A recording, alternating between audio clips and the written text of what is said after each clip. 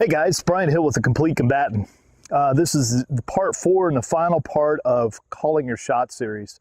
And this is the part that's going to yield the greatest results for both the tactical and the performance-based shooter. And it's the object of calling shots in multiple pairs as accurately as possible. Now this is very different than deliberate shot calling, which was part 3.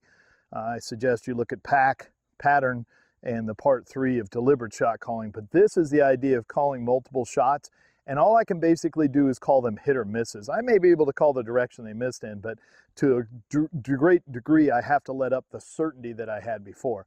So what I'm going to do is draw and fire the gun at least 3 shots in a row. And there are several patterns to this. Number one is I could just draw and shoot 3 of my best shots, but I'm not really calling shots. I'm making sure that everything's good. What I'm really trying to do is feed myself off the sights. So I'm going to call them hit or misses. In a secondary, more advanced phase, what you'd want to do is make up any misses you could in real time. So that's going to look like a half second or less real makeups. Anything longer than that is kind of you're doing an analysis to see if you do it. And in a further advanced phase, what I'd be doing on multiple targets, 3 across or throttle control where they're 3 in a row. And I'm just calling hit or misses. For the tactical shooter, this is everything because the shirt will not reveal the pattern of the shots on the person. So we're going to have to be able to call whether we're doing a good job and we should continue, whether we've missed and we need to make it up, or if it's time to stop.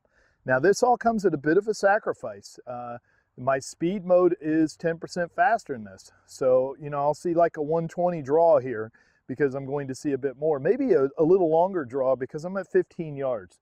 I do it at this point because I've got pretty good vision so I can always see the holes. So I don't want to cheat the process. I've shot a little bit before this. There's nothing outside the alpha right now, so anything that I call outside the alpha would be honest, okay? Object is draw as quickly as you can, fire 3 shots, call them immediately, hit or miss, and if you could, make up the shots, which is permission. We don't often do that in the tactical world, nor do we really do it in the competitive world. You want to make up missed shots in real time, so I'm not going to make up near Charlie's, which means I'm close to the line because my optic may be the same size as the miss and it's not worth it. But I definitely want to make up far Charlie's and on my target any mics that I make. All right, let's see what this looks like.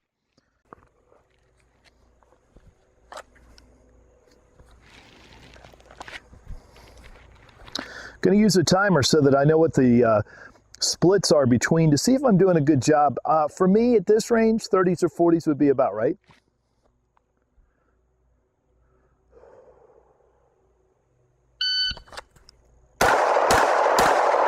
All right, 3 alpha. I had to make a big correction on the draw.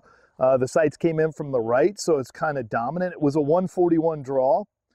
Getting a bit of echo, but I had a 40 and a 40 and a 40. So it's right where I should be. Calling it 3 alpha. Now I look down at the target and I see 1 near Charlie, and that's the problem. The dot is as big as the line is, so we'll get a chance to look at that when we go down there, and that'll help you guys a little bit. But near Charlies are really hard to see at this pace, okay? Let's fire a couple more and see if we can get any different result. All right, let me do that one again. Wasn't quite present.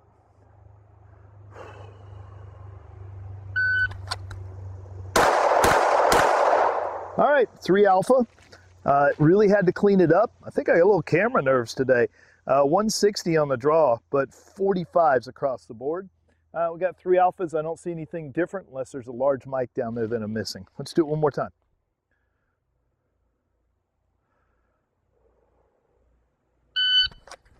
All right, I'm going to call that 2 alpha 1 Charlie. It was really close and further over. Maybe I cleaned it up before I fired it. Let's go find out.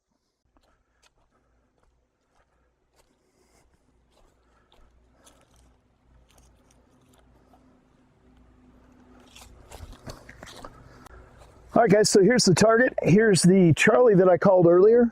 All right, and you can see that's probably the width of my optic at that distance. Now, this is the one that bothered me on the last shot. I knew it was close, but I really couldn't tell, so it's not something I made up. Now, everything else is inside the alpha. These are all from previous shooting, zeroing sessions to make sure the gun was in 0. Now, I don't tend to shoot a lot of mics. I could force a miss, but that's not really the purpose of the drill. It is to know with some certainty on the intuitive level whether you follow the pattern of shooting. So I was watching the optic come in, I'm watching it lift and return, and it allows the intuitive process of pattern recognition to say that was good enough, and if it's not good enough, I need to do something about it.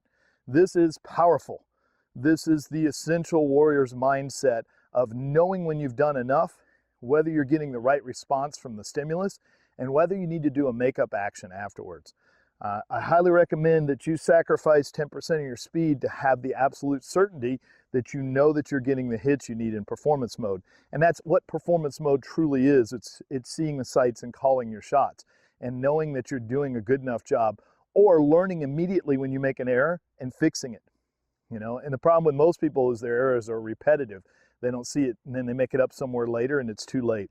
So please work on this portion of it. It's hard work. It requires a great deal of presence. Remember, your clear goal is to shoot at speed, not to shoot perfect hits.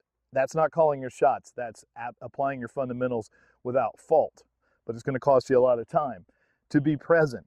What am I seeing? What am I feeling? Today I was a little off on my grip. I could feel it. I got a big trip coming up. I'm leaving for Singleton Operator, so maybe I'm not as present as I should be. I had to remind myself with breath to do that.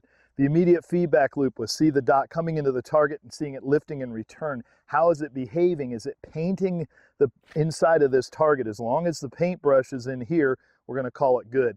And then the challenge skill ratio of this is you now have to hold yourself with skin in the game and call it out immediately and say I got hits or misses. Now, if your eyesight's not as good as mine, this may become much easier for you, and I think it's been a big liability to actually be able to see the target. And I don't mean that in a humble brag way, but I could always see the hole, so I could look down here and come back. It may have really impeded my progress by looking at the target for long periods of time. I never did it in martial arts, but I did do it in shooting occasionally. It's much better to be getting the feedback from the pistol, from feel, and from the vision of the optic going up and down. I hope this will improve your shooting. I have worked tirelessly on this almost for a year and a half, trying to make a complete program. I would recommend doing all 4 parts. You can do individual parts, but you really need to do all 4 in a row. The first one is recognizing the pattern, how it comes in, and that's called the pack drill: predict, assess, and correct, having a correction on hand. I had to make several corrections to do this. One of the reasons I don't miss very much is because I allow the correction. I'm not as pressured by time that I have to complete the task. I'm willing to fix it before I complete the task. Second one is pattern recognition. What does your recoil really look like when you're shooting fast? The third one was deliberate shot calling. I can call this one exactly 9 o'clock, Charlie. And then this is shooting at speed, which means I can call hit or misses. It's almost like, we're in the Heisenberg uncertainty theory of we can know where something is or where it's going. At this pace, it's very hard to know exactly where you missed at. All you really need to know whether it was good enough and continue doing that action, or if it needs to be stopped, or if it's not good enough, can you fix that action and does it need to be continued? This fixes the age-old argument about speed versus accuracy. What you have to bring to the table is both, always. The fighter cannot afford to choose accuracy over speed or speed over accuracy. You must shoot according to the context. I hope that helps you guys. It's a lot of work I put into this. I hope it's something that benefits you. Please let me know what your questions are. And as always, measure, refine, and perform. I'm Brian Hill with The Complete Combatant.